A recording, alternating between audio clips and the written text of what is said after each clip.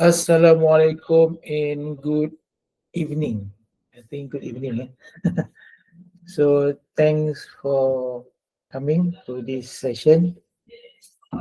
So this session more on discussion. I will not have any fancy slides for you, but I will go through the document by document for you to be able to understand the topics, which is part 25 Subpart C. You all listen or am I clear to you all or Yes, listening, anyone? Prof. Okay, thank you. So, okay, I will have some faces that I think I know. Uh, Raja Hafiz here, okay. Sata from Batik, I think. Yes, sir, correct. Afiq Izzuddin, where you from? ADC. ADC, okay, okay. Okay, welcome. Husaini Zulkifli? From two sets. Tusas, okay, okay. Oh yeah, okay, Husaini, okay. Amalina? From ADC, sir. ADC, okay. Suhami Mazid? From Airbus. Ebas, okay. You're Malaysian? Yes, I am. Okay, sorry to say. Okay, three others. Who are the three? Hanafia, you're in. Assalamualaikum, Prof. Sihat ke? Semua okay ya? Okey, Alhamdulillah. Terry Chow, Yes, you from? I'm just an individual. Oh, individual, okay, okay. You are having background in the aircraft structure airworthiness? Yes, I'm interested in this Ah, field. okay, okay. Thanks. Who else? I miss Azmi. Did I miss Azmi? Where you from? Good evening, sir. I'm from MAG, Malaysia Energy. Airlines. Yes. IMG, okay, okay. All right. Okay, anyway, all right, we can start, I think. Okay, first I would like to introduce I have done subpart A, subpart B, flight, and this is subpart C. I will continue with D, E, and G, and H later. So for this subpart, I'm very focused on the part 25. You will understand it. So I will show you the document first. First, I'll show you the focus, why we are here. Let me get the document. Share and okay. sharing screen. Okay. So, okay, do you see the screen? So this, anyone seeing the screen? Yep, we can see the screen. Okay. You're free to stop me and ask questions. Don't wait till the end.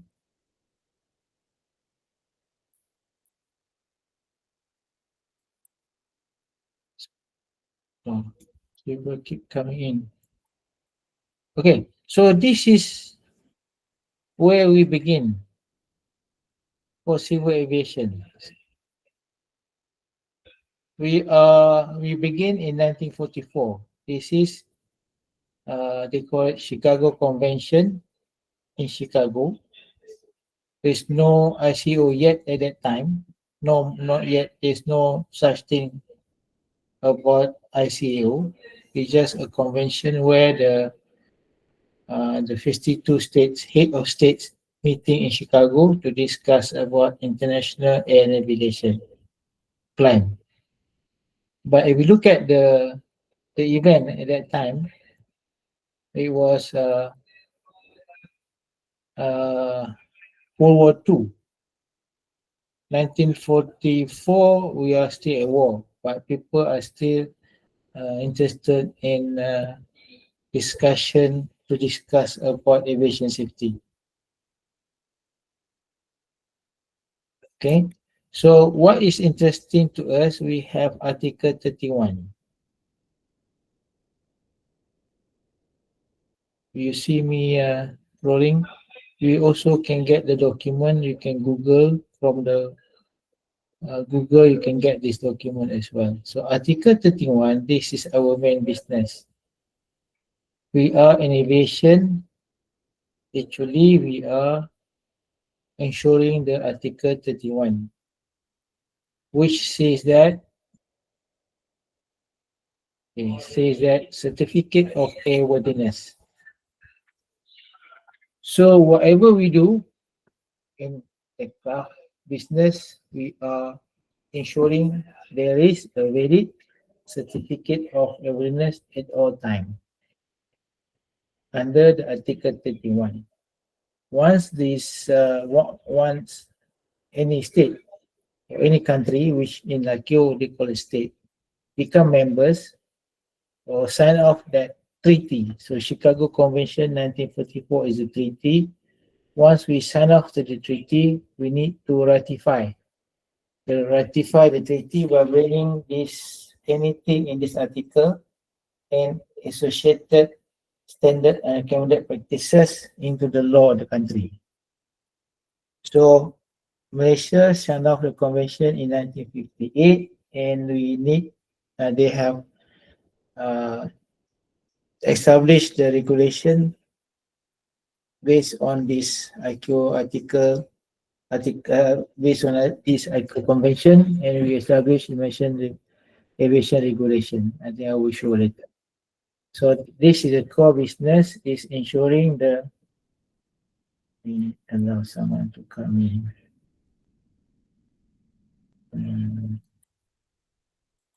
Wait.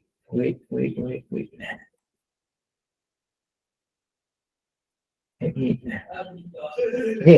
so this is this is what I'm trying to say. This is our responsibility in aviation. This is our role. This is our task to ensure the aircraft is always eligible for certificate of airworthiness, or the certificate of airworthiness remain valid. Doesn't matter which area you're serving, you're designing, you're doing parts and component manufacturing, you're doing maintenance, and you are managing the aircraft airworthiness, you are doing training. So those are the end of it. We are ensuring the aircraft is airworthy. So every one of us. So my task today is try to share knowledge, experience, to be able for you all to have ideas of this aircraft airworthiness. Okay, any question on that? So because of this, we can't do much on just looking at Article 31. ICAO published standard and recommended practices, which is and share this one and share the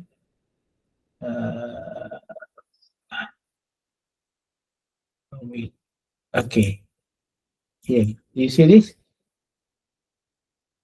So this is the ICAO Annex 8. Okay, this Annex 8 is about the aircraft airworthiness. So that Article 31 has been explained in detail in this Annex 8.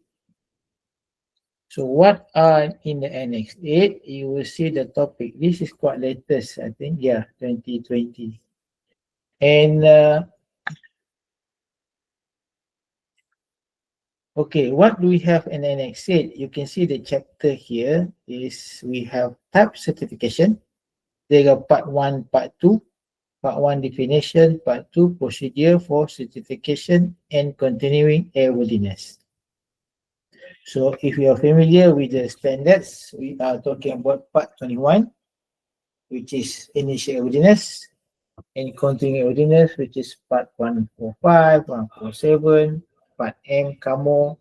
So those are continuing airworthiness. So here, chapter 1, talking about type certification. So all aircraft which to be issued with a certificate of airworthiness must have type certificate.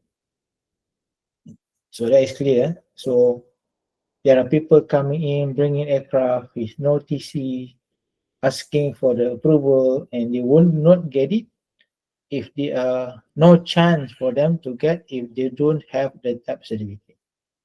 The type certificate either from the country where they bring the aircraft, or you, Malaysia also can design new aeroplane and apply for new new type with the type certificate. We do have two aircraft before. We do have Eagle aircraft, and we do have SME MD3, which Malaysia issued type certificate. So that should be very clear. I keep receiving people asking about they have bought a TC, they have bought a company, they bring into Malaysia, and when we ask the legitimacy of the tax certificate, I think some are not able to produce. So then it will be very difficult for them to apply for the certificate of awareness. Okay, any question on this one? Okay, next also in Annex 8, they talk about when you do have the tax certificate, you will manufacture the aeroplane, and the production of the aeroplane is in the chapter 2, how we are allowed to manufacture the aircraft. So the industry here, I don't think we do have here this industry today for the production. We may have seen a big company out there, those are suppliers to bigger company. We are not the own production certificate, production approval. Okay, let me hold on. Where to come to this? Someone coming in. Okay, Sophie. Okay, back to this. So, anyone clear with this? So, this is the after production, and then there is certificate of airworthiness. How? So, mean that when you have TC and you make the aircraft to the TC, and then you are eligible to apply for the certificate of airworthiness. So, that's the flow. So, you must have the TC first, and then the aircraft must be produced under the company which is having production approval. Then you are eligible to apply for the aircraft certificate of airworthiness. That's why we don't see like the sport aircraft, like the quick build aircraft, they do not have the proper TC, and they don't make it under the production organization company, and that's why they won't be eligible for the certificate of airworthiness. They're only eligible for permit to fly. Then talking about continuing airworthiness here is the management of the maintenance program, preparation, approve, management of maintenance program, management of the aircraft maintenance, and the conduct of maintenance itself, and plus training for the personnel to carry out the maintenance. So this is under chapter 4, continuing airworthiness. Then safety management system, chapter 5, that's why all approved organizations must have SMS. And then we have a maintenance organization itself, part 145. Chapter 6, maintenance organization approval. So they will give you the detail. Then we go into large aeroplane. Then we go into aircraft design standards. Okay. So you can see here, part 1, part 2, part 3, part 3 onward, they are all about aircraft airworthiness standards or aircraft airworthiness code. So a large aeroplane we have part 3 or large aeroplane. Forget about A and B first, don't get confused. So part 3 is large aeroplane. Part 4 is helicopters. Part 5 is small aeroplane. Part 6 is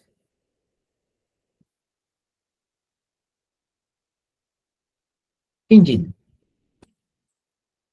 Part 7 is propeller. Part 8, remote pilot aeroplane, which will be effective from 26 November 2026. It's not effective yet, but the standard has been published, and this will be effective after 26 November 2026. Means that after 26 November 2026, anyone apply for RPS and you are a design organization, you are a production organization, you're eligible, if you are the design organization, you're eligible to have a TC. And if you're POA, you are eligible to manufacture that RPS. And then move on into RPS is eligible for the certificate of airworthiness. What it means? It means that this become a standard aeroplane. The only thing not standard, the pilot is on the ground, but aircraft itself is airworthy, comply to the design requirement of the ACO Annex 8, which is similar to any other for helicopter. What part for experimental? No parts for experimental, because that's why experimental aeroplane will not be eligible for the standard certificate of airworthiness. But there is, but you can, for the light sport aeroplane, you may fall under the category of this light aircraft. Small aircraft, sorry. Small aeroplane. Aeroplane over 750 kg, but not exceeding 5,700. But for experimental, for kit aircraft, for microlight, ultralight, there's no in here. That's why those aircraft not eligible for type certificate, and they are not eligible for certificate of airworthiness.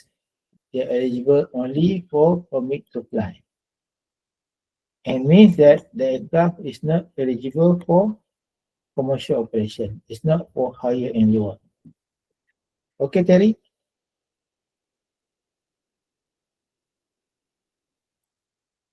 Am I answering you? Oh, to be similar size like solar impulse, it will be under restricted certificate, restricted type certificate. So you need to apply a proper airworthiness standards. There's no such exact airworthiness standard for that of aeroplane. Then there is, you need to apply, you need to bring your own airworthiness standard based on whatever available here in Annex 8 and apply special cert basis for that kind of aeroplane. Then if the CM or the authority agreed with you, then they will go with you, work with you to certify the aircraft to issue type certificate, but it is called as restricted type certificate. So still you are eligible to get the aircraft for commercial. Solar impulse, maybe high altitude platform, those are special. In fact, now, if you look at the Scan Eagle, the US issued type certificate for the UAS unmanned aircraft system Scan Eagle with a restricted TC. So they are allowed for them to issue restricted for them to issue special category airworthiness certificate for them to be able to fly. I think the initial job was flying over the New Mexico railroad line. So that's why they need to have the TC, because they need to have certificate of airworthiness, because they're flying over a civil airspace. Terry, are you okay? You can open the mic, no problem. Okay. So this is the this is our past. So this is the, to me, for every one of us in industry, this is low hanging fruit because our past is smaller. I wouldn't say less complex than 73747, but I believe it is more manageable. However, I do not see any real interest on this yet. So part 9 is remote pilot helicopters. And part 10 is remote pilot station, because remote pilot aeroplane or remote pilot helicopters must be certified with this remote pilot station. If you see the sample certificate of airworthiness from this IQ Annex 8, you can see the aircraft, the RPAS type, either RPA or RPH, and the bottom part of it, there is also dedicated RPH remote pilot station for that vehicle. So there will be in the RPAS certificate of airworthiness. Okay, clear? And then what is our interest now here is, if you look at these standards, okay, this standard is not mandatory for all the state to publish. Some state publish their own standards. For example, FAA, US, EASA, EU, EASA publish standards. Australia also yes, and I think Canada also yes. So it's not mandatory for the state to publish their own standard, because ICAO will not allow you to use, will not allow the state to cut and paste here become, I mean, they do not allow state to directly copy this become their standards. So you need to publish your own standards, even though look similar, but you don't call this IQO.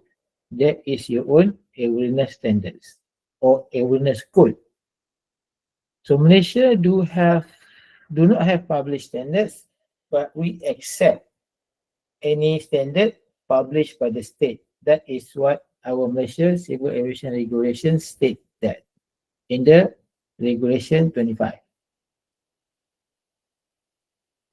So what's interest us here? Yeah. Someone joining in. And we are. How many that we have? Okay. 17. Okay. So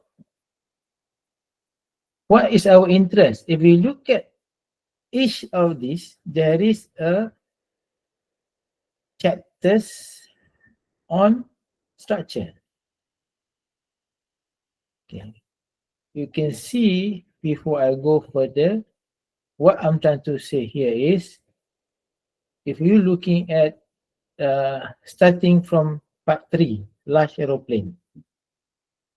3A is large aeroplane with a stern date, and 3B just a date. 3A, 3B just determination of date when you submitted for the certification. There is a chapter 3. Chapter 3 will be, the subject title is structure. Okay. Then look at Part 4. Part 4 also there is a for helicopters chapter 3 title structure. Okay, then part 5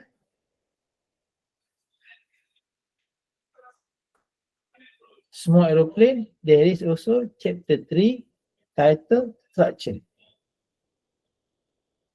Then you can see part 4 engine. Engine does not have structure, does not have that chapter 3. They only have chapter 1, chapter 2, chapter 3 is a test. And then part 7 propeller also do not have that chapter 3 for structure. But we come back to the remote pilot aeroplane, we start seeing again chapter 3 structure. And then remote pilot helicopter, we start seeing again chapter 3 structure. And then you look at RPH and then remote pilot station, it's no structure. So means that for flying vehicle, aircraft, helicopters, there is a standard chapter 3 which is structure.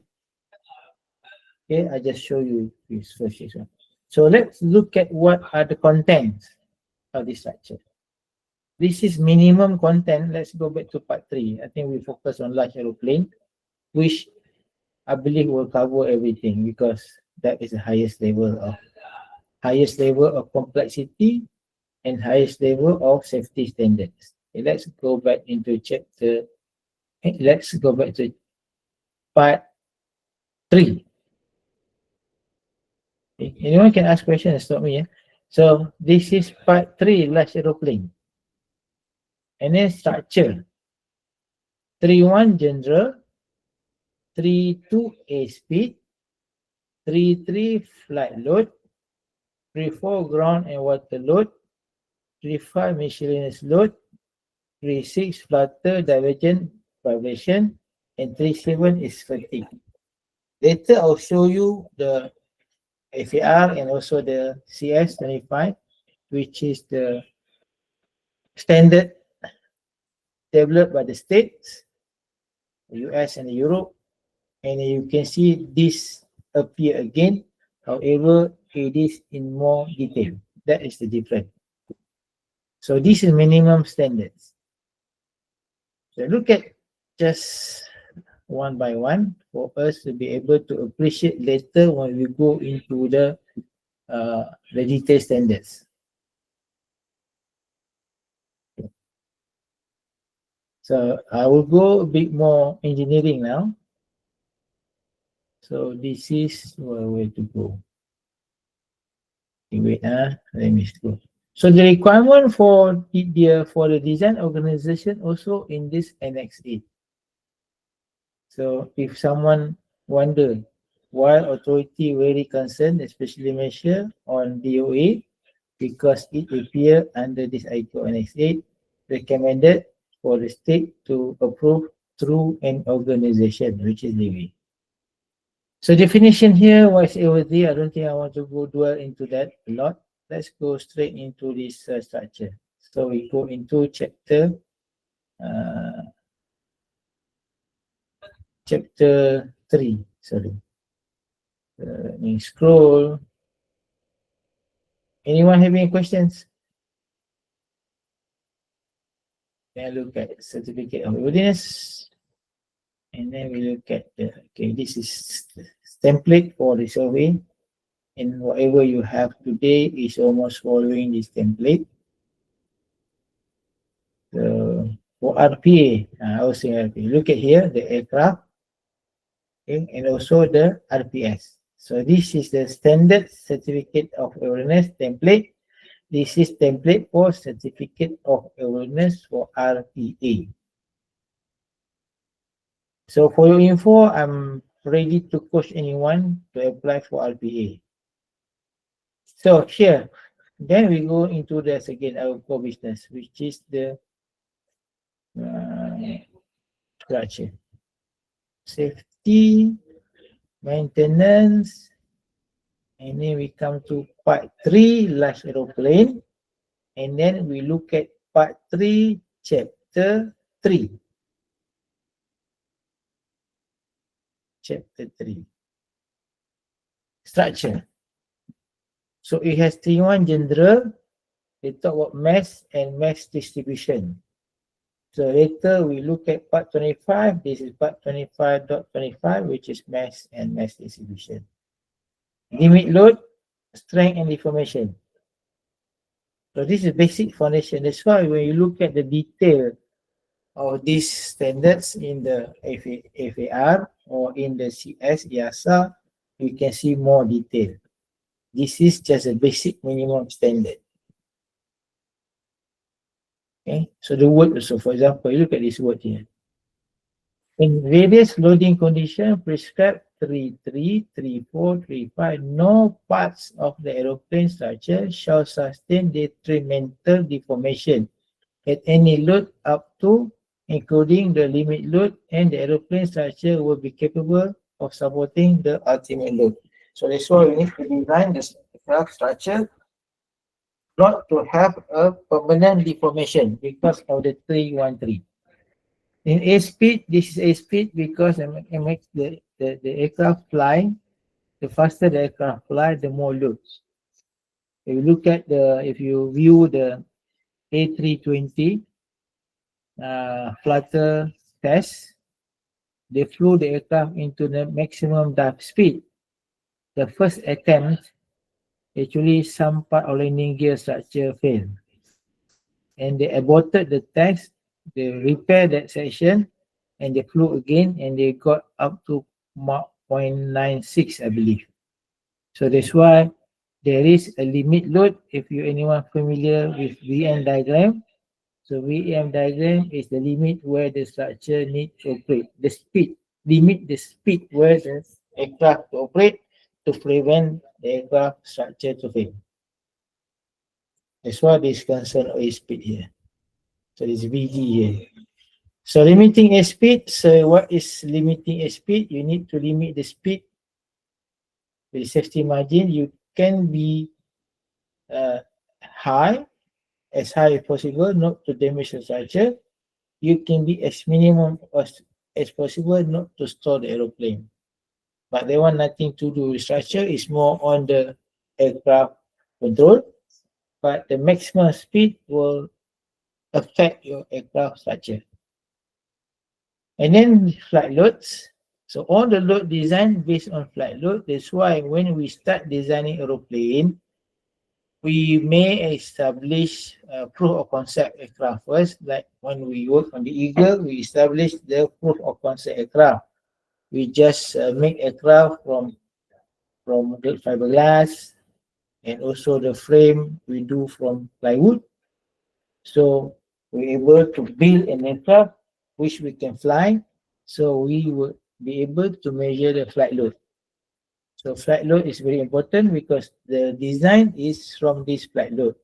How to get the flight load? We need to build the proof of concept and start measuring the load.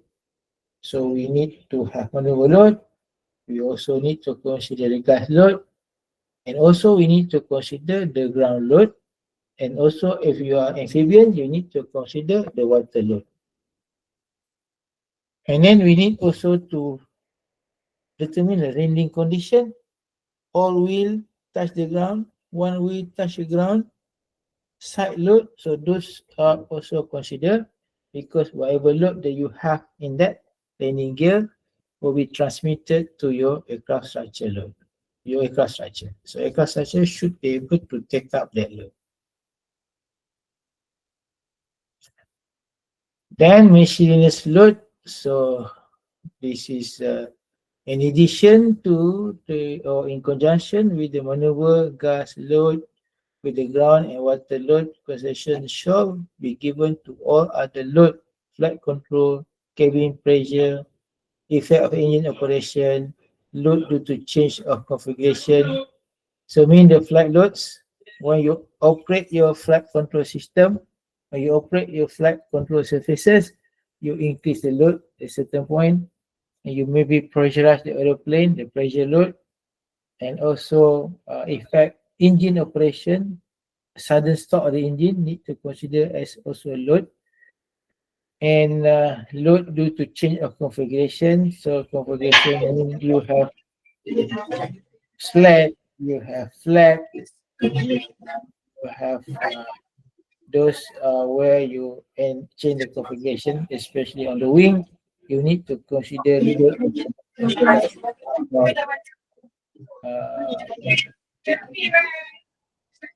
configuration. Okay, then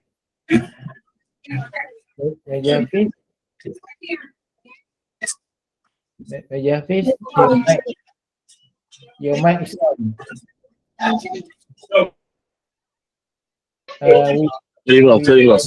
Okay, and we have flutter, divergence, and vibration. We also need to design the aircraft for flutter, divergence, and vibration.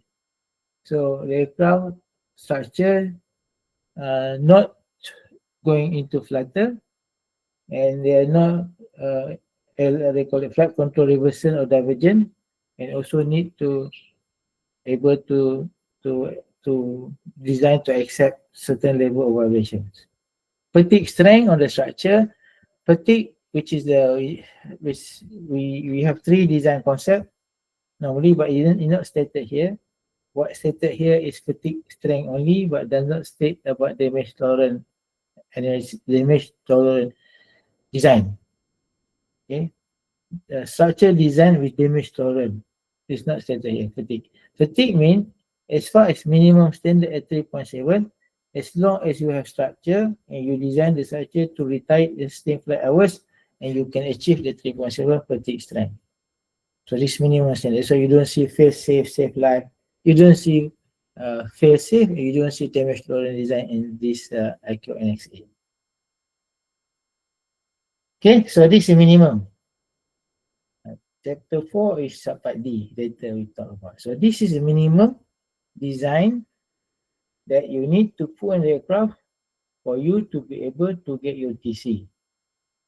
However, it's not that simple. Now the state come up with their own design standards, which make it more robust and which is more sellable, less maintenance problem, and most importantly, less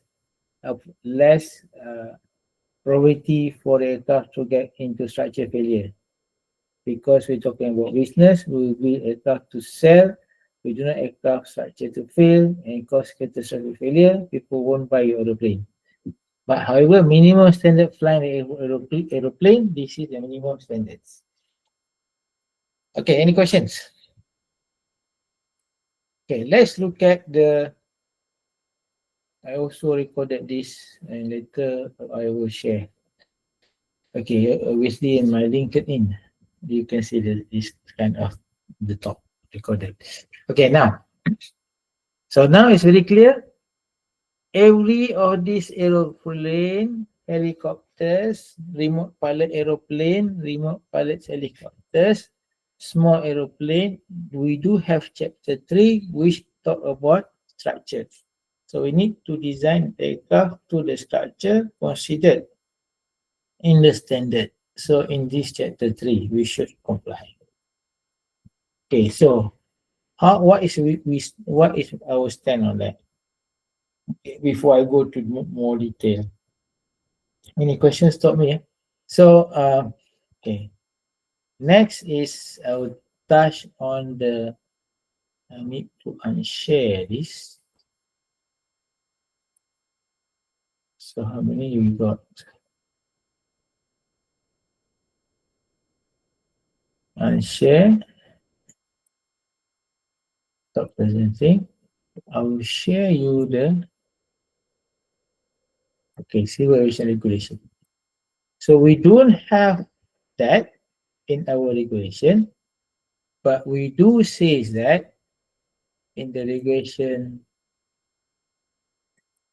25 happen to be not part 25, revision 25, which state that okay, the Director General, which is now can be read as the CEO, may adopt the awareness code from any contracting state as a national awareness code. Because we do not have that national awareness code, we don't publish ours, and the regulation gives us blanket approval, which is we can adopt any code. So that's why in my experience, when we are doing type validation for MI171, we accepted the Russian code. The only thing in Russian code is not readable, we don't understand it. Then they declaring that they are following the Part 29, FAR Part 29. Then we say, okay, we can review that. So we accepted that Part 29. Then when we do roof Indian helicopters, for example, and they say they are actually complying to Part 29, Part 27, then we accepted that because of we may adopt the awareness code from any contracting state. Only thing, the problem is in the past, what is my own personal experience, the interpretation of the state applying for the validation and interpretation by the state publish the standard. So differences in interpretation, of course, a bit of discussion between us and the applicant. So this only problem that we can see will occur. And for example, now we hear a lot about COMEC C919, I think, coming or not coming. I mean, people considering it. So mean that the China itself, okay, the China has published their own code. So Malaysia, as far as Part 25, may adopt awareness code from any contracting state. China is contracting state. So we may consider that China Part 25 or CAC CR 25, I think, part of the acceptance for the aircraft. However, there are a few things you may end up with some CRE or some special condition for any differences in interpretation of that awareness standards. Okay, this is a position of CAM. So let's close this one. So close this one and close this one and reshare of what we have.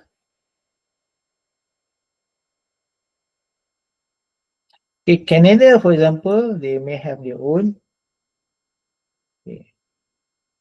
So let's look at the one that we're familiar, which is the FAR. The FAR.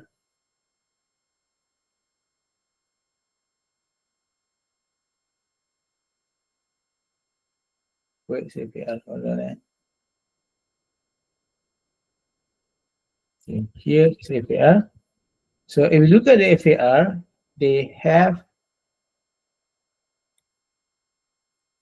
okay. So you can see here, FAR, here is about 25. But if you look at the chapter C, chapter 1,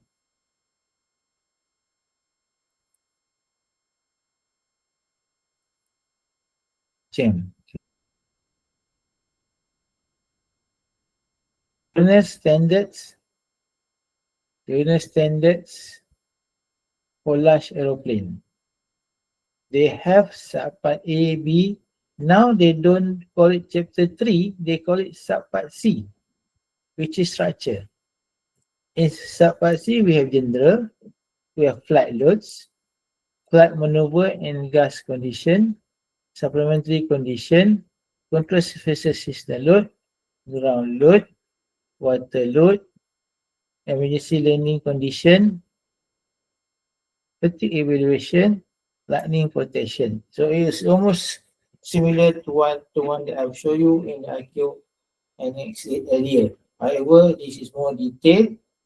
Like again, they need to have aircraft which is designed to be robust, which is very, very safe, because they are selling the aircraft. They want to generate income from selling the aircraft.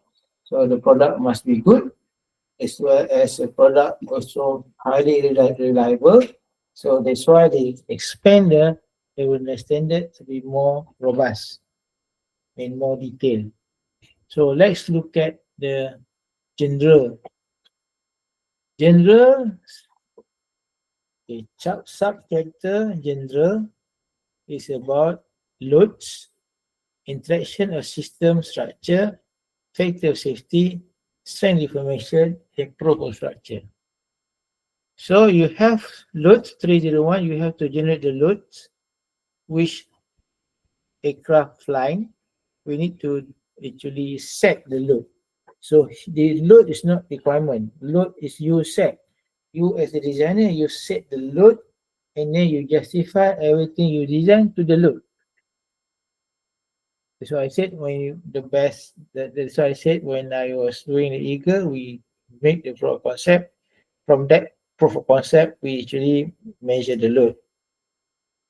So for some development, for example, when I was in Seattle, I was walking to the grocery store and I just look up. There is, I think 727. I saw that 727 having a big wing over on the nose of the aircraft, over the pilot's cockpit. So I just wonder, oh, is it new aircraft design or something? But when I look at it carefully, that is where this is the wing of a F-117, this early development of F-117. So mean that they put the wing over the aircraft and then they measure the loads. So that is another way of doing the loads. We also, for Eagle, we also do design loads for the flaps by building flaps and put the sample wing on the pickup truck, attach the flap, we put the string gauges, and we run up and down the runway, taxiway, where we have this flap installed, and in various angle of the flap, we measure the flight loads.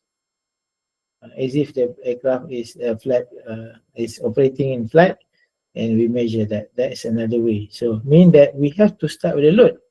Without measuring the load, we cannot start the design. So we have to start the load either by assumption what the load will be, or by proof of concept. You measure the load direct to the aircraft flying, or just like I said, the flaps, we measure direct to the flaps.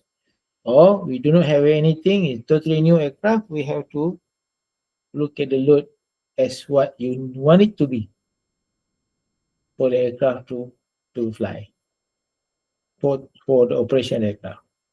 Interaction of safety and structure, this is new issue when we have fly-by-wire. We do not have direct force from the pilot to the pulley, to the control system, to the cables. We do have the forces from the box actuator to the flight control, flaps, aileron, those this call it interaction of system structure, where the load when the actuator is operating, the load that to actuate is transmitted to the structure where that box, the actuator is installed. So that's why it's quite 3.2 is quite new, interaction of system and structure. 303 is factor safety. You need design structure to factor safety. In here, stated as 1.5, mean that 50% of the load. So, not 50% of the limit load. The aircraft must be designed to the limit load. Limit load is the load which the aircraft experience in life. At least one or two. Which is limit load, ultimate load, which is limit load multiplied by 1.5, you got the ultimate load. The design should be to the ultimate load. That means 50% higher than the limit load. That is a must. But you never see the 1.5. You never see the ultimate load. Shouldn't see that. If not, then you're not complying to the requirement of the factor of safety 1.5. Strength information, you are not allowed to have any part of structure deformed, and especially deformed and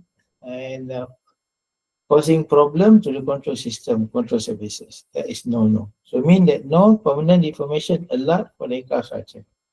Pro structure normally by test.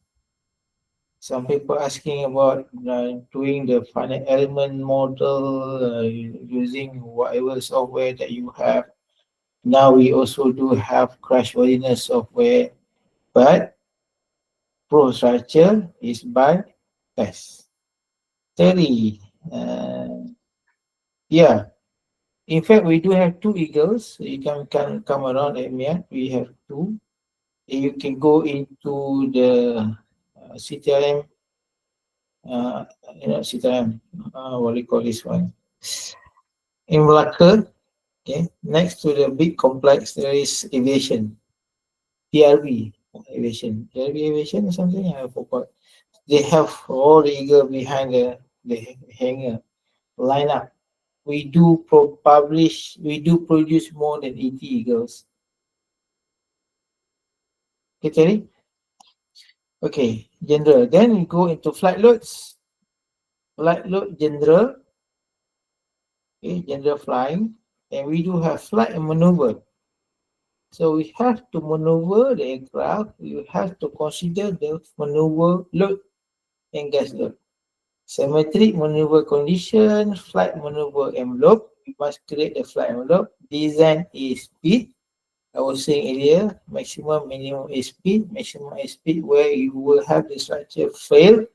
Limit maneuvering load factors. What is your load factors? What G you can pull? Gas and turbulent loads. So what gas that you can enter? And then design of fuel and oil loads. We have fuel in the wing. We have oil somewhere in the tank. So you need to design for that. Consider as a mass. This is load actually. High lift devices, so your flap, your slat, you need to design the configuration, each configuration. If at the wing may bend, wing may twist, wing may shear. You have to consider of all the possible load condition. Loads, loads. We are the loads.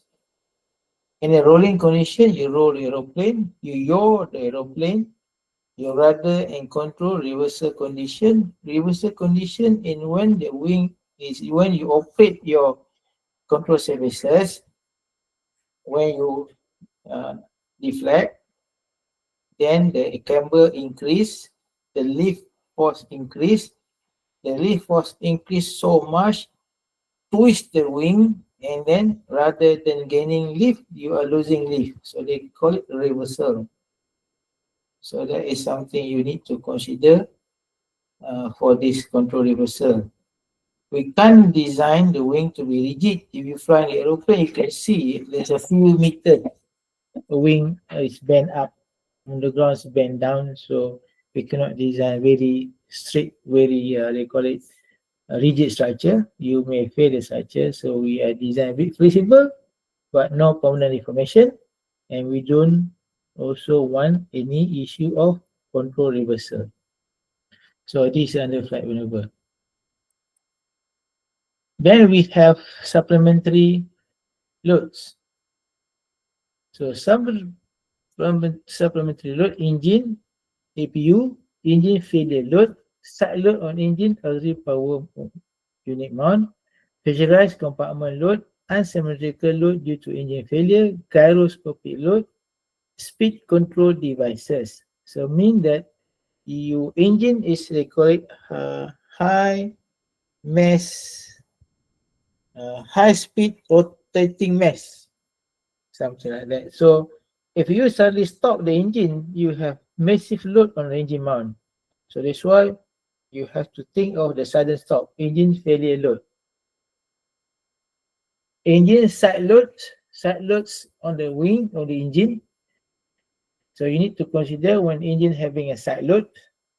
Maybe they right? Someone wants to join.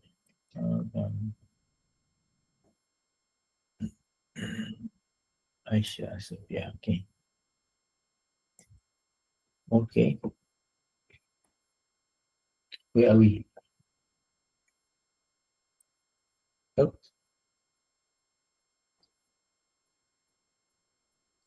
Okay, loads. So this is supplementary, we call supplementary condition load. Pressurized compartment, you are in the pressurized cabin.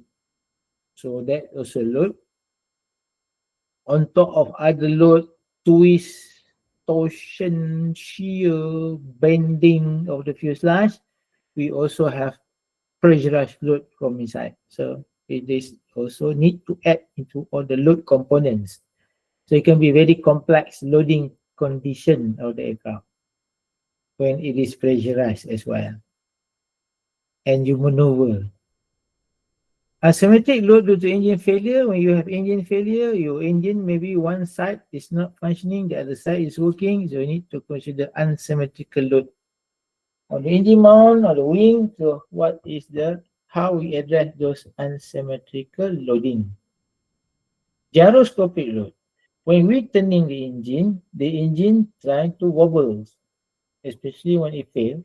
So we need to consider the engine mount load when there is a gyroscopic effect or gyroscopic condition on the engine.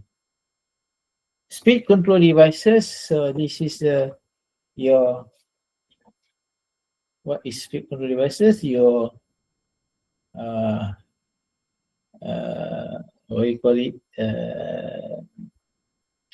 The speed brake. Okay. So whatever you use to control to minimize speed, maybe leaf damper or something, that is considered that as speed control device. Okay. Spoiler, drag, and flaps. Okay, now we move on into the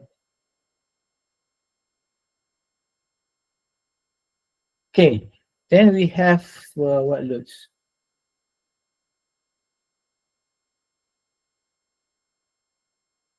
Okay, now continue flight maneuver and gas condition load. Where are we? Okay, supplementary, we're done with that. Okay. Symmetric maneuver, flight maneuver, I think I already. Someone wants to join. Okay, guys, I'm sorry.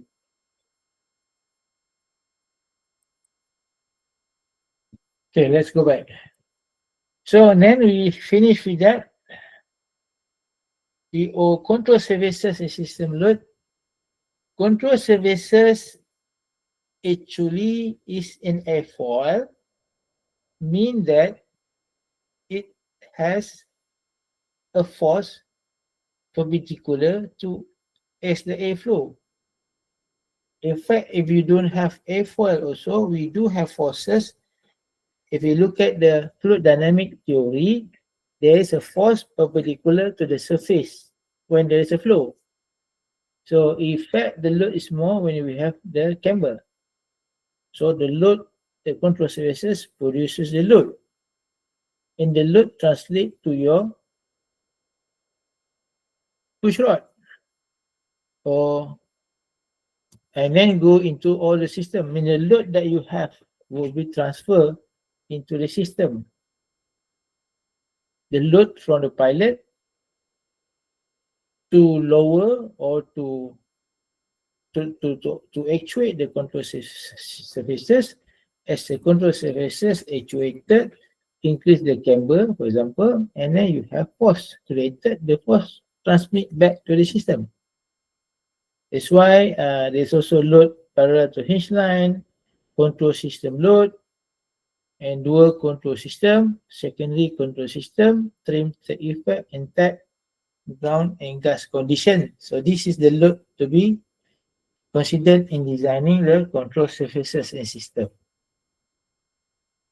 Okay, so you can see ground gas condition. So in the ground gas, the wind will be blowing over your control surfaces. So what will be the forces because of that?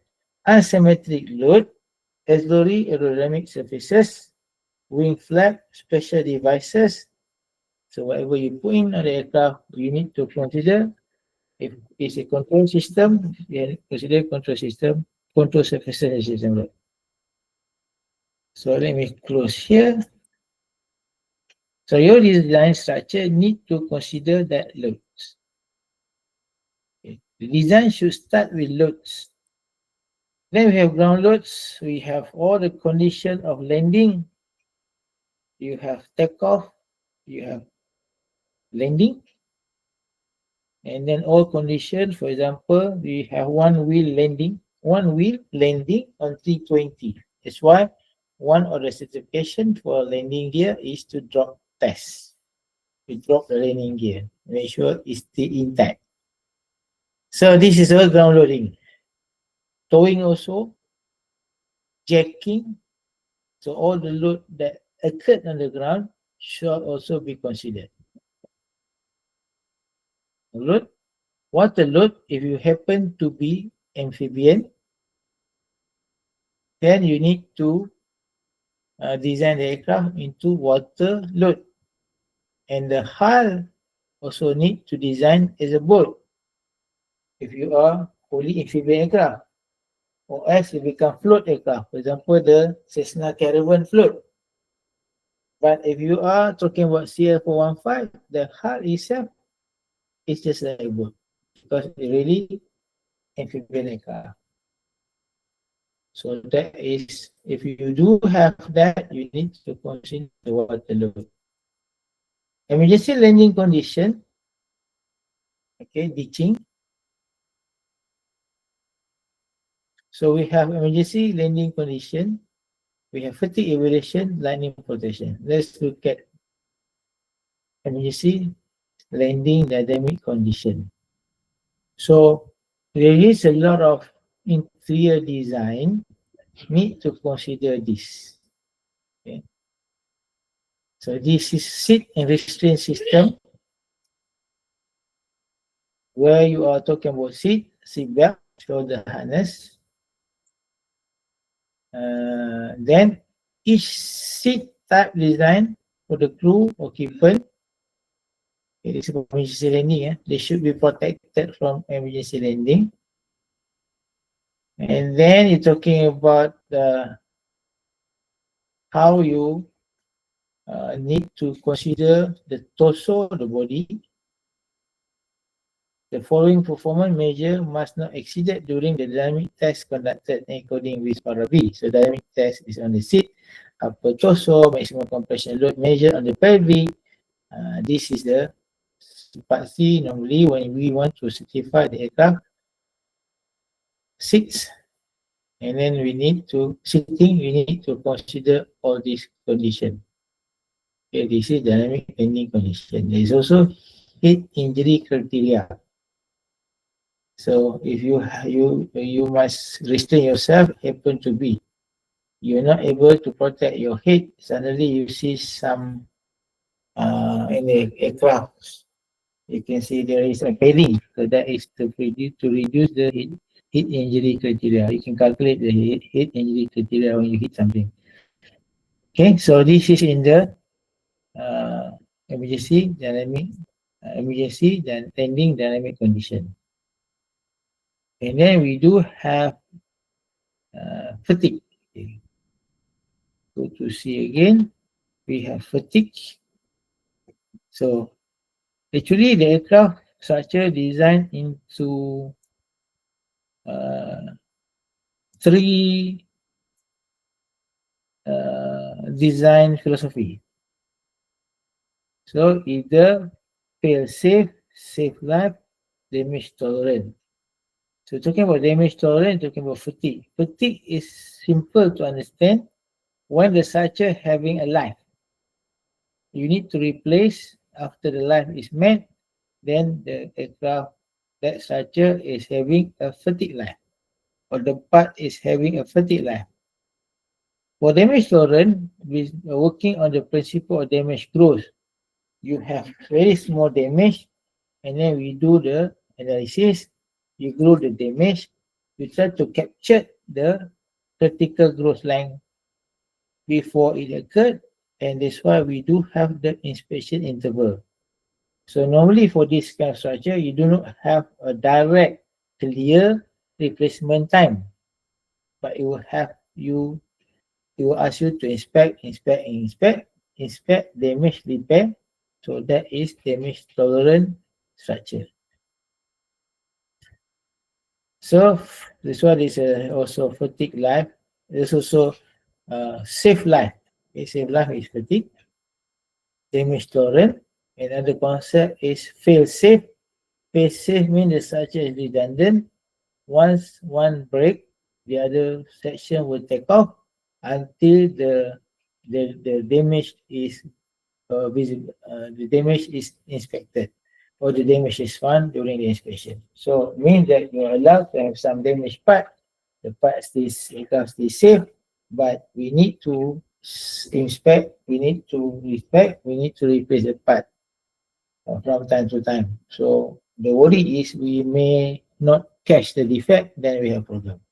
So that's why designed to be damage tolerant, which is even more, we can forecast when the thing can grow to critical length, and we establish the inspection interval in between. Okay, any questions so far? Okay, for each of these requirements,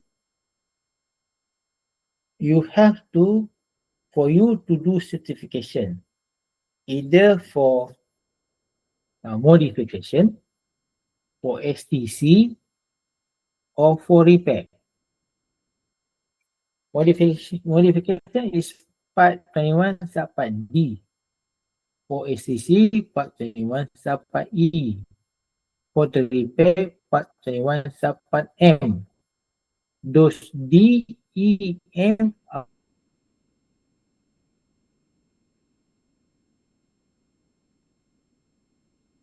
are product approvals. Mod approvals, STC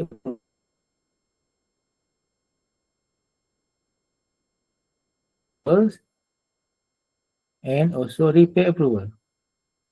D is the repair is to restore. So you are approved under subpart M to have the design or the repair approval. Okay, for each of these, you need to show compliant. Compliant, and each paragraph, you need to show means of compliance. Okay. There is a mean of compliance table.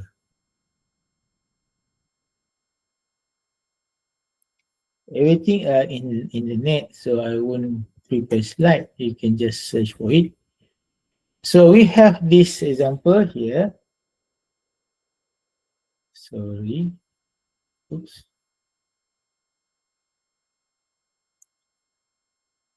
Mean of compliance. Okay, hold on. Image.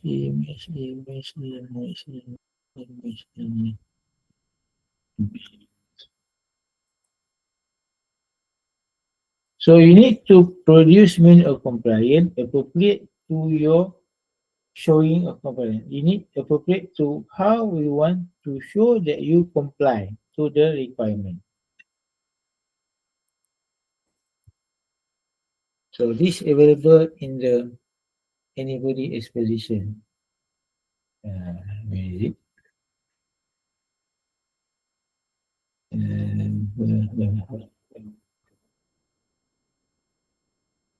MOC.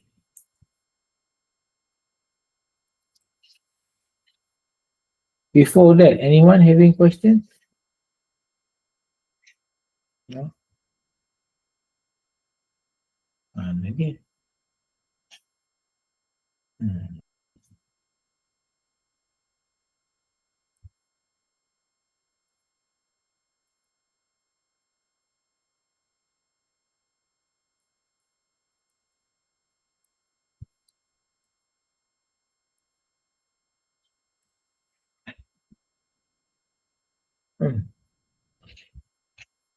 So what every one of these, they have 9 ways to show compliance, either each one of it or all.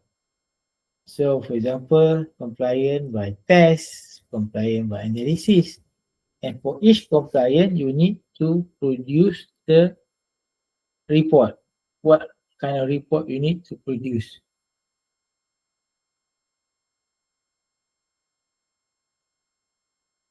Okay, here, you can see here. Oops.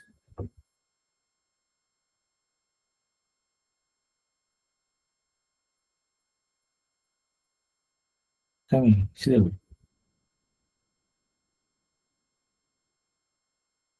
Okay, here you can see.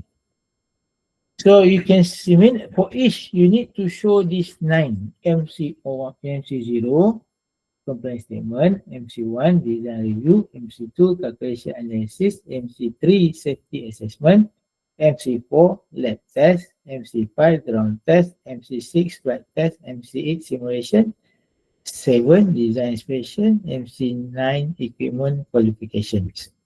Am I sharing with you? Sorry. I'm not sharing. Oh, so, okay, wait. Let me unshare and then share. Okay. For each requirement, we need to show this mean of compliance. You can get it from anywhere in the net. You can also get it from EASA, annually, EASA easy access. So mean here. So there is 3 kind of group of compliance: engineering evaluation, test, inspection, equipment qualifications. Take, for example, you are talking about a doubler repair. Doubler repair, you're designing a doubler to restore the structure strength. After you skin damage, you cut off the damage, install filler, install doubler. Design is just a simple doubler repair. So what you need to do to show compliant, that is still compliant with part 25 structure, you need to do engineering evaluation. You may not need to do tests, but if the structure is critical, you may need to do test sample, and you may want to do design inspection. While not doing qualification, mostly if you're installing something which is not TSO, and then you need to do this equipment qualification. As minimum in the past, nowadays we don't have that much anymore. CD changer. CD is not a car part, it's not TSO, but they still insisted to install the CD. So to install the CD, to qualify the CD on aeroplane,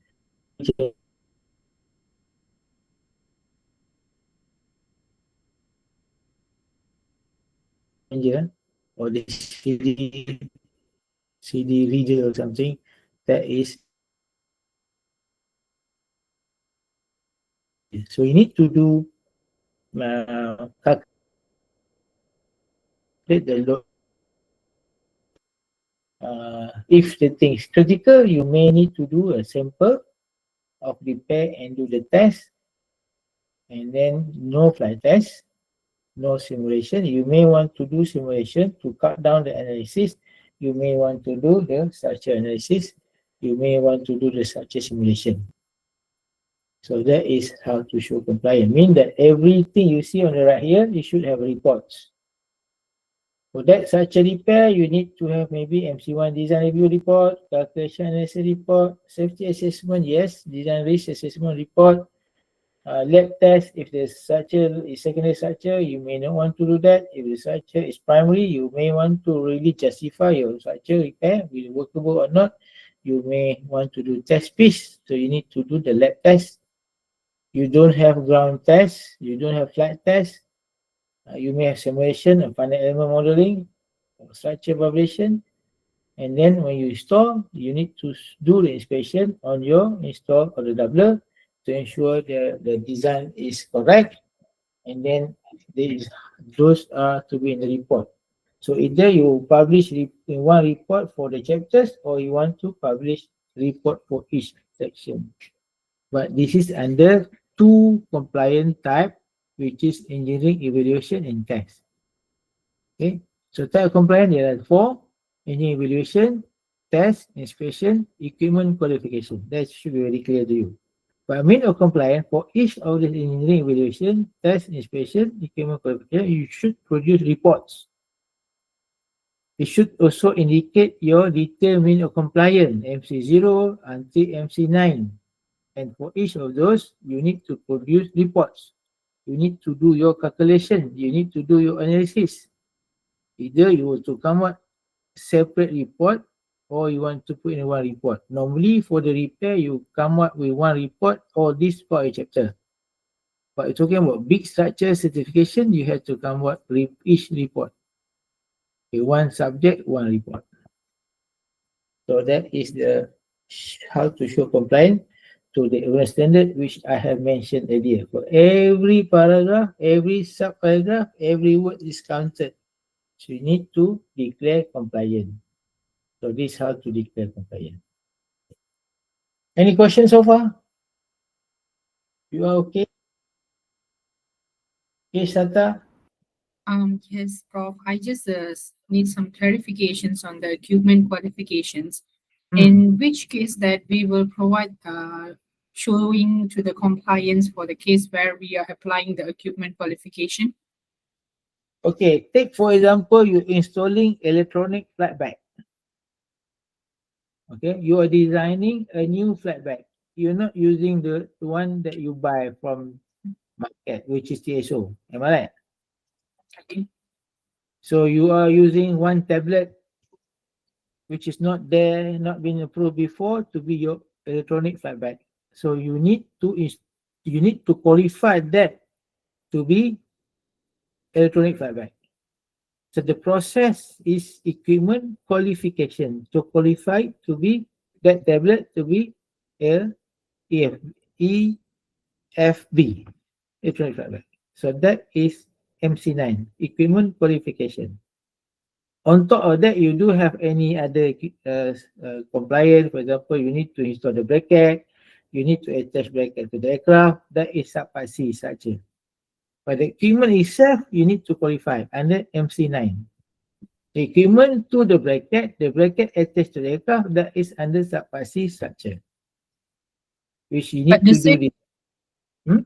Okay. Yeah, so does it require we have to compare in terms of the TSO requirement and also have to perform any similarity studies between the old and the new version of this equipment?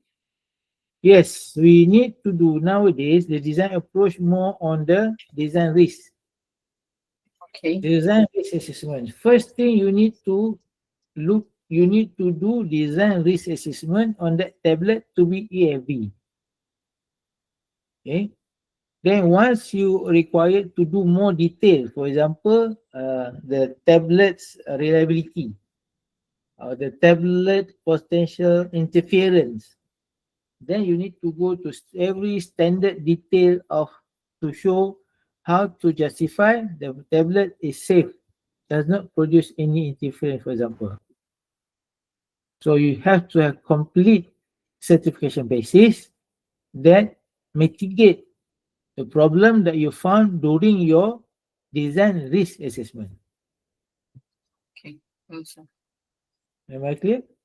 Yeah, correct. The last one that you have mentioned is the potential risk or what?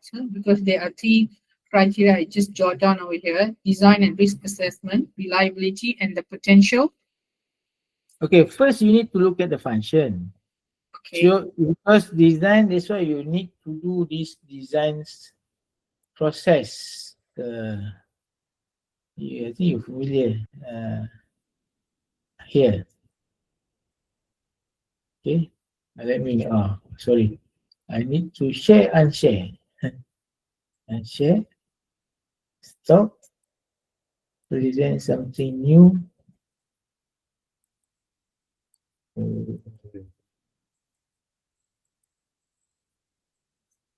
Wait.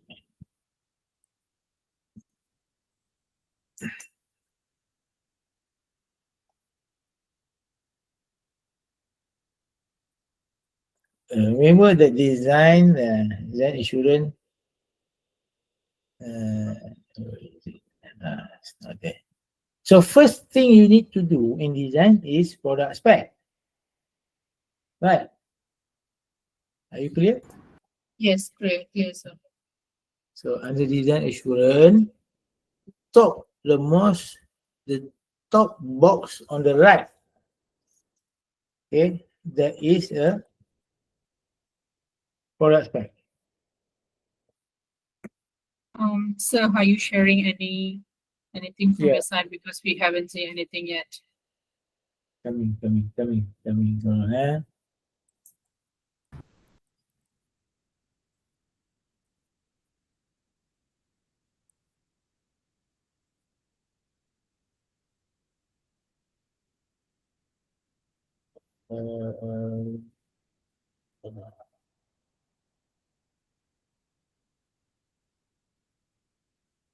Here.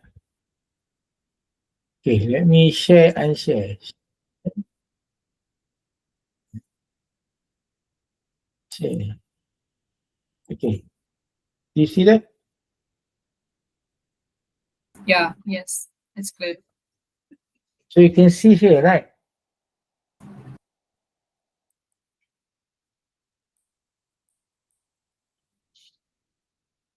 Going to. Okay, you can see here top product spec.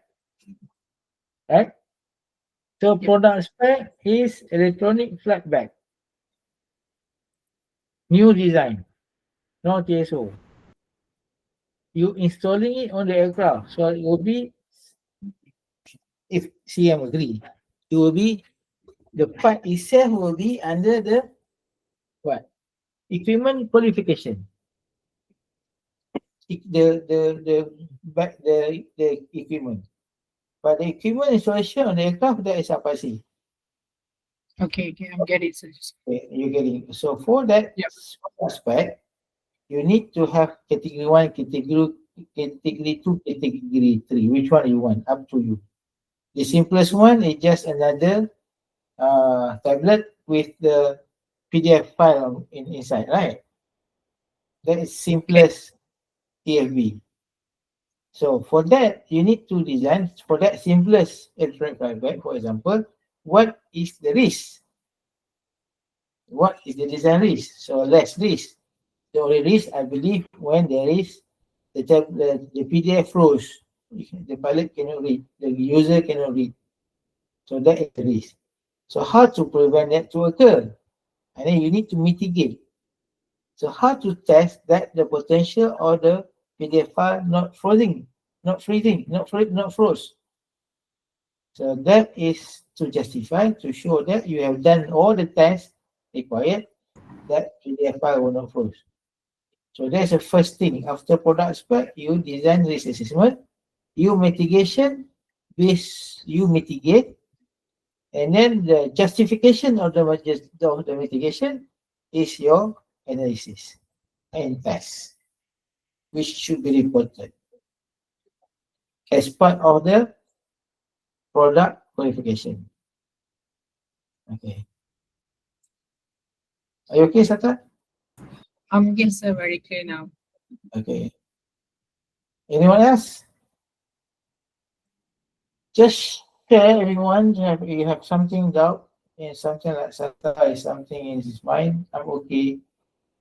And to listen, as long as not confidential, I'm okay to listen. If you have any, I still can wait till 11:30 or even 12 if you want to continue the discussion. If not, I would like to say thank you to all for being at this hour, listening to me, and I always continue to do this as part of my sharing knowledge and experience to all the younger generation and to all of you who are listening here.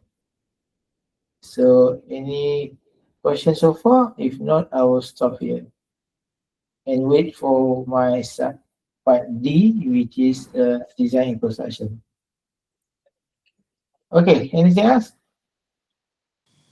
Prof, I have one question. Just now I asked a message. Oh, a Okay. message here. Yeah, Sorry. Husaini here. Ada mesej lagi ke? Sekejap. Mana mesej ni? Oh, sorry, ada mesej. Mana mesej? Ada siapa lagi mesej kat situ? Saya tak nampak.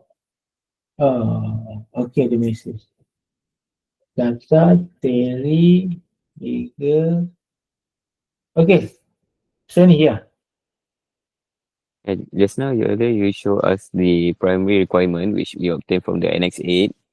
And each of the primary requirement we will derive the requirement based on the technical that you said earlier, the load and such. So how the question is how do we ensure that we already cover all the required.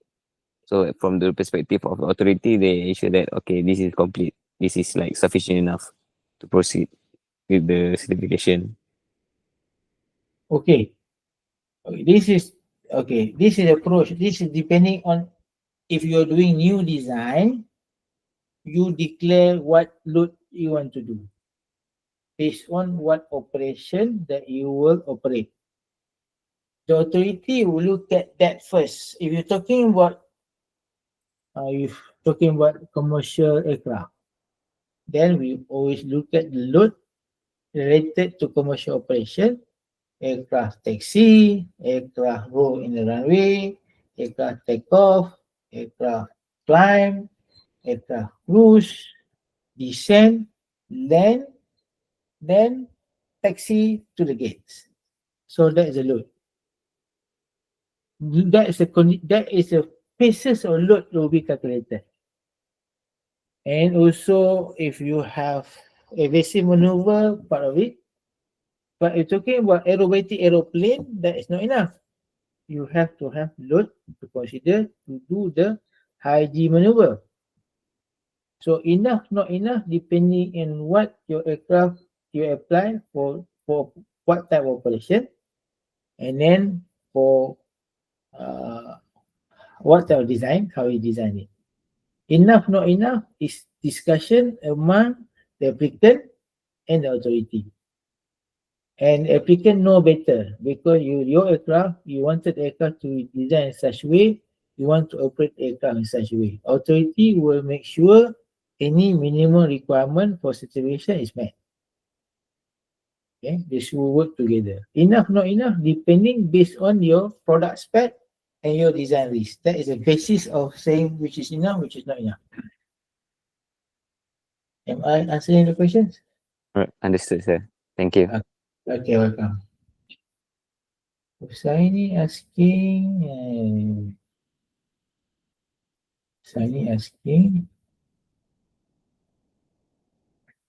Oh, okay, let me go back to the question again. Read AI. Terry, what part of engineering experimental answered? B single size like solar answered. Santa. Oh, does Annex 8 relate to FAA? Yes, it goes. Annex 8 minimum standards for airworthiness, which FAA EASA expanded it to more detailed, refined, more robust. Sunny, how do we draft requirement? How to ensure we cover sufficiently? I think answered. Is there any standard checklist provided? No. It's depending on the discussion because first thing you need to do, Sunny, when you apply for the type certification, you need to present this minimum information on the aeroplane and then you establish first type certification board meeting with authority. From there, you will have detailed discussion and what is your intention, what is your intended certification basis, which is airworthiness standards, and how we detail it. So there's no standard checklist for that. It's depending on how you want to design and how authority will view your product as well. Terry, so an eagle, yes, I will share if you want later our book on how we develop the eagle. We surprisingly, I was a bit surprised we could give 80 over Eagle. A lot of lesson learned from this Eagle theory is about design for the manufacturing, not just design for manufacturing and product to markets, customer acceptance, insurance. It's a very good case study about this Eagle. SATA forecast entire seats are being removed, replaced with lightweight seats covered under margin. No. Seat, so SATA, are you there? Your question, yes. forecast when the entire seat are being removed, replaced with a lightweight seat. Okay, first I will answer, this is design change. Okay. Design change by Airbus or by Boeing, it is a modification, okay, which is approved by the authority or approved by local authority, depend who will do the approval. And then if this is done by non-OEM, design change by non-OEM, it will be under supplemental type certificate. Talking about major minor, only if you are OEM, yes, you will specify either major or minor. But if you're talking about your viewpoint working in the airlines, you need to look at this design change as STC. Still, you need to justify, clarify whether it's major or minor. To me, depend. If your seat is already certified with TSO, you only put the aircraft seat on the aircraft. You need to do the certification on the aircraft seat attachment to the aircraft. It's major. Yes, sir? Yes, so you're trying to say that we will only provide the certification for the installation if we already have TSO requirement been released by the OEM itself. Correct. But still major because you need to design, you need to justify, you need to certify that seats installed to the seat track. Okay. But if the seat is the 16G already and seat track is satisfied, I don't think it will be much a problem. Only thing is you need to just certify the attachment to the seat track.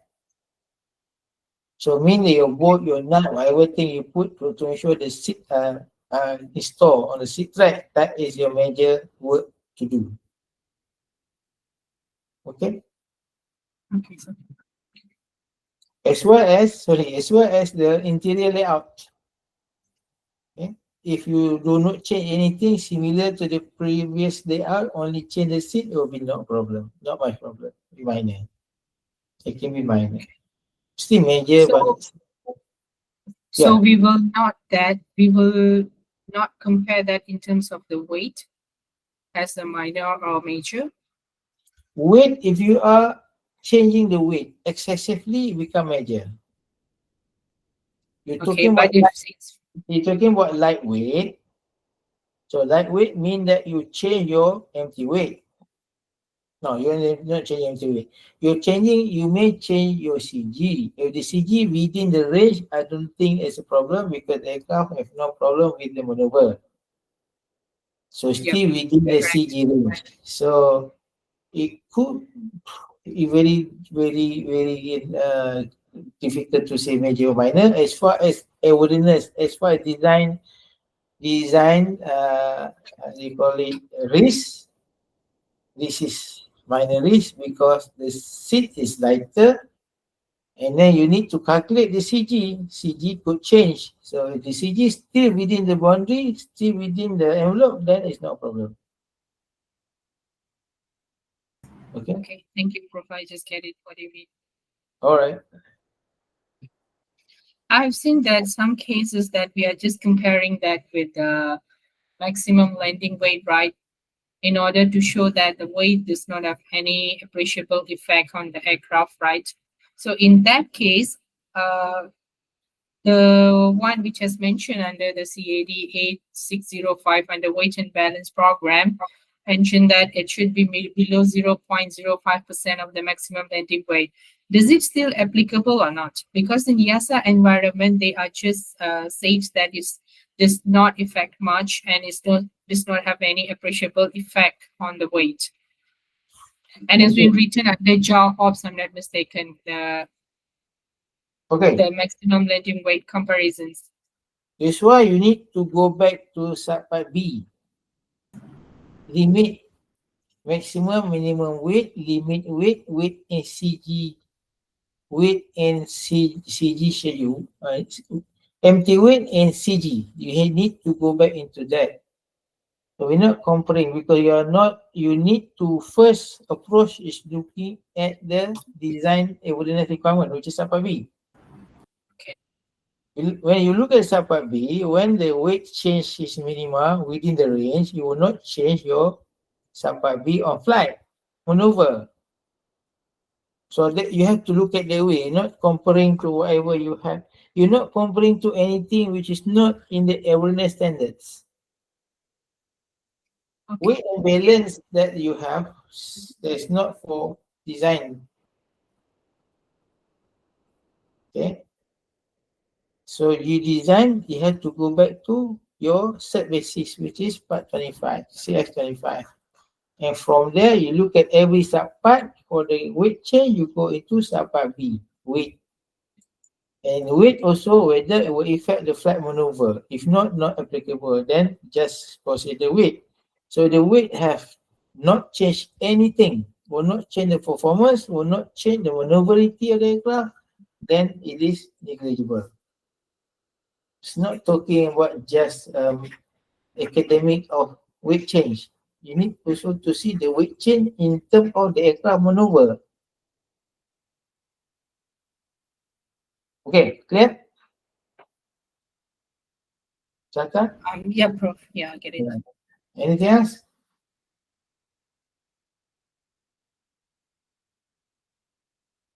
Okay, if not, then I will off here now.